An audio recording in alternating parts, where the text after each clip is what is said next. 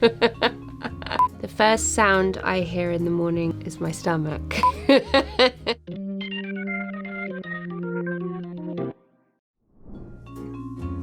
The first sound that comes to mind when I think of home is dogs barking, kids shouting mum. My house has no sound insulation, so it's heavy foot on stairs. My kids aren't flat-footed, but it sounds like they are. So it's loud and it's chaotic, but I guess in many ways that is kind of comforting to me.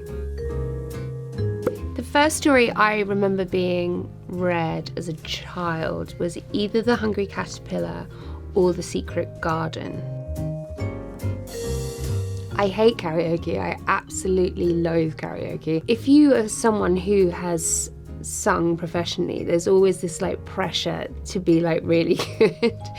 But inevitably you're always kind of hammered when you do karaoke. It's never good. I go for things like La Bamba because it's fun and it's hard, but it's people kind of enjoy that, and I frankly find it more entertaining myself. I will always, as soon as Come On Eileen starts up, I'll like be immediately on the dance floor, dancing and inevitably crying because it's quite emotional, that song, I think. The first actor I really admired was, and still is, Samantha Morton, who I watched in Band of Gold. I really shouldn't have been watching Band of Gold when it came out. I remember her making me cry as a young person watching that show, and it was the first time I'd ever really been moved to tears by human performance. I think, you know, I'd watched loads of Disney films and I'd always be quite emotional about those, but I remember the moment of thinking, oh my God, I feel quite changed by that girl's performance. And I remember saying to my mum, I want to do that when I get older. And then I worked with Samantha Morton and I told her that. I think the first time I heard my voice back was on an answering machine in the house, which was connected to a landline. Does anyone know what that is anymore? But it's so funny, when the landline goes now, you always think something really awful has happened. The first time I could remember acting was I got cast as Mary in the nativity play, and I was so nervous that the doll, I was shaking like this and the doll like slipped out of my hand. It's so funny, I was thinking about that earlier, just thinking, God, I used to get so nervous when I was younger, and you know, to be honest, I still get really nervous.